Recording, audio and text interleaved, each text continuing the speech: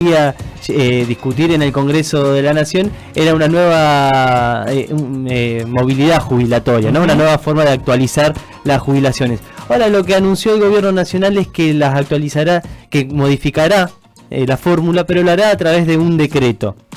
Esto que todavía no está publicado, pero que sería que a partir de abril se modificaría esta fórmula de las jubilaciones y pensiones y se modificaría para que sea a través de la inflación que se vayan actualizando las jubilaciones, con alguna recomposición pero menor a lo que fue la inflación que hubo en enero y febrero. A mí me da la sensación, y ahora lo vamos a profundizar, que siempre que aparecen estas noticias lo que termina trayendo de alguna manera es confusión al jubilado y a la jubilada. Y es una situación bastante particular. Hay muchos legisladores que vienen denunciando la necesidad de tratar realmente la jubilación, de ver de qué manera, de contener. Y también es un hecho, lo hemos hablado un montón de veces, internacional, ¿no? Hay una estimación de que se calcula de que para un par de años los viejos, como decimos nosotros, nuestros viejos, los viejos, y que además vamos a ser nosotros, además, va a ser una población muy grande, ya es una población muy grande, y que se necesita justamente de la más activa trabajadora. Bueno, es necesario realmente tomar el toro por las astas, como decimos en el barrio. Para hablar sobre esto y algunos otros temas, pero para profundizar sobre todo esto, estamos en comunicación con la diputada nacional de Evolución Radical por la provincia de Buenos Aires, Dania Verónica Tabela. ¿Qué tal, Dania? Acá Rizo y Elías te saludan. Hola, ¿cómo están? ¿Todo bien? ¿Qué tal? Buen día. ¿Qué tal? Buen día.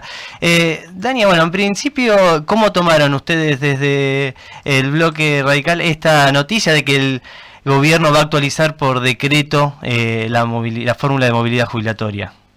Bueno, creo que lo primero es que obviamente se le vino el tema encima, el gobierno venía postergándolo, de hecho Esper no quiso ayer hacer el plenario con la Comisión de Previsión Social, esperando la supuesta ley ómnibus.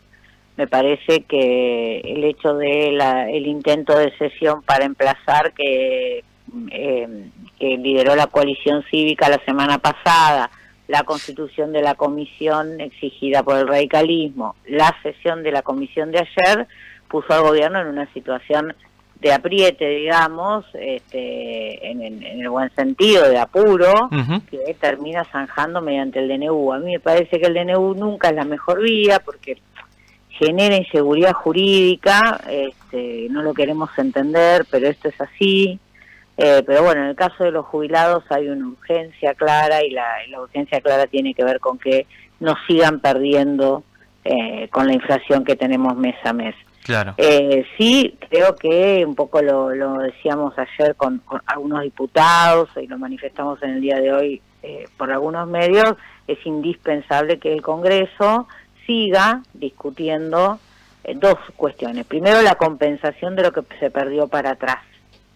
Digamos, ¿no? Me parece que eso, porque si no se compensa y se compone como base de la nueva compensación que se va a ir generando inflacionariamente, más allá de que vos ahora lo pongas a la par de la inflación, lo que perdiste, claro. Entonces nunca vas a terminar de alcanzar el poder adquisitivo. Hay datos que son estremecedores. Por ejemplo, digo, la jubilación media ya no cubre la canasta total. Sí. De un jubilado. Entonces, digo, estamos hablando de una situación muy grave para 7,5 millones de personas.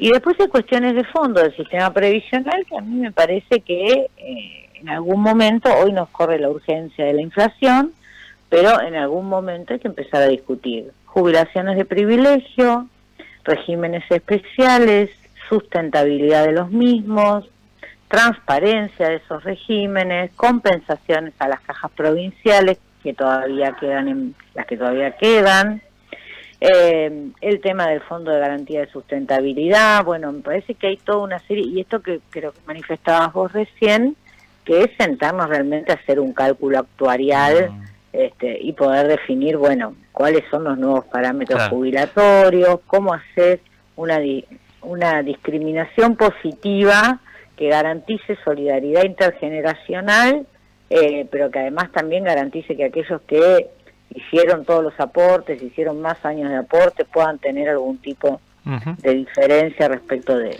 la jubilación mínima. Bueno, por eso digo, es infinita la cantidad de cosas serias que hay que discutir respecto al sistema previsional. Está claro que la urgencia hoy estaba dada por la actualización y ahora va a estar dada por la necesidad de compensación, entendiendo que hay que ir hacia el equilibrio fiscal, eso no hay ninguna duda, pero que hay que hacerlo no a costa de los jubilados y los pensionados o a costa de justamente los que menos tienen, ¿no? Ahí me quería detener, claro, es muy amplio, pero primero me quiero detener en la cuestión política y también quizás económica. Digo, esto de que salga por medio de un decreto, en principio puede ser para apurar los plazos de la ley ómnibus, para que se discuta eso y no se retrase por la discusión de una nueva movilidad jubilatoria, y por el otro también saldar esto que decías de cuánto perdieron los jubilados desde diciembre hasta hoy, y que el gobierno por medio de un decreto fije, bueno, no es 10, que es lo que había, el 10%, que es lo que había dicho en un primer momento, bueno, será el 12, el 15, pero no lo que venían proponiendo, que era, por ejemplo, la inflación de enero, que era del 20,6. A ver, yo creo que hay tres cosas ahí. Primero, hay una decisión del presidente de la Nación que se manifestó el día que asumió, el 10 de diciembre, de no trabajar con el Congreso de la Nación, de no utilizar la vía parlamentaria. Y en esto no hay que hacerse el distraído. Digamos, la verdad es que el presidente no está dispuesto a respetar la división de poderes, no está dispuesto a funcionar con el Congreso. Entonces va a usar el DNU todas las veces que le parezca. Porque la verdad es que no había ninguna necesidad de discutir lo de la ley ómnibus, o sea, no iba a retrasar lo de la movilidad jubilatoria la ley ómnibus, porque también lo podrías haber tratado por separado, como lo estábamos empezando a hacer ayer. De hecho, ayer, si hubiera habido plenario conjunto entre la Comisión de Legislación, de Previsión Social y la de Presupuesto, hubiéramos quedado a un paso del dictamen que podría haberse hecho la semana que viene. Y ya lo tenías resuelto. Claro. Entonces no es un problema de no se va a trazar con la ley ómnibus. Yo creo que con el DNU se consolidan dos cosas. Uno, que él no va a usar la vía parlamentaria, todas las veces que pueda va a escapar de esa vía. Creo que él no tenía previsto avanzar en la movilidad de las jubilaciones realmente, y se encontró con que había consolidaciones de mayorías que le iban a terminar quitando esa centralidad de la decisión. Y la segunda cuestión es que yo sí creo que con esta cuestión del decreto, efectivamente él logra consolidar el ahorro que hizo durante estos meses a partir de no actualizar las jubilaciones, ¿no? Que es lo que le pidió el fondo finalmente, claro, ¿no? Ver cómo achicás ese número del déficit en términos del PBI, se achicó a costa de la licuación de los haberes de los jubilados y bueno, y el ajuste del Estado en general que se ha hecho. ¿Qué puede pasar, Dania? Estamos en comunicación con Dania Verónica Tabela, diputada de Evolución Radical. ¿Qué puede pasar si el gobierno sigue manejándose por decretos, como decías vos, obviando el Congreso? Mira, lo que va a pasar es que tarde o temprano, ese es un camino que de la frazada corta, en algún momento hay modificaciones que sí o sí tenés que pasar por el Congreso porque así lo establece la Constitución y la propia ley de los DNU. Los DNU tienen que ser revisados y en algún momento todo eso se termina siendo una tormenta perfecta. El gobierno tiene que elegir el camino del diálogo, del consenso, tiene que dejar el camino del apriete, el camino de la violencia. Tiene que encontrar el funcionamiento democrático, porque vos podés llegar de una manera disruptiva al gobierno, quizás como lo hizo Javier Milei, el presidente Milei, pero después tenés que estar en funcionamiento con las reglas de la democracia. Y las reglas de la democracia indican que todos los diputados y senadores son tan legítimos representantes como es el propio presidente, porque fueron electos por el voto. Entonces me parece que tarde o temprano esta es una conducta que va a tener que modificar, porque si no va a terminar teniendo una situación de tensión, quizás, te diría yo, que va a poner en riesgo, de hecho, que va a poner en riesgo las medidas que tome, pero también en riesgo los posibles resultados positivos si es que los llegase a tener. De hecho, el Fondo Monetario, entre las preocupaciones que manifiesta, es justamente la falta de diálogo político. Ellos lo ven desde la lógica de la administración, pero tiene su impacto en la economía, la falta de diálogo político entre el presidente, los gobernadores y el Congreso de la Nación. ¿Por qué? Porque nadie va a invertir y nadie te va a terminar de prestar plata si vos no lográs mostrar que tenés consensos sociales que te van a permitir sostener las medidas que tomas en el tiempo y además y no caer en un default y devolver el dinero que te prestan, etcétera, ¿no? Uh-huh. Entonces un poco que eso, digamos, forma parte de las preocupaciones que hoy tienen quienes están mirando al país con algún grado de atención. Claro. Dania, te hacemos la última pregunta, que ya nos estamos quedando sin tiempo.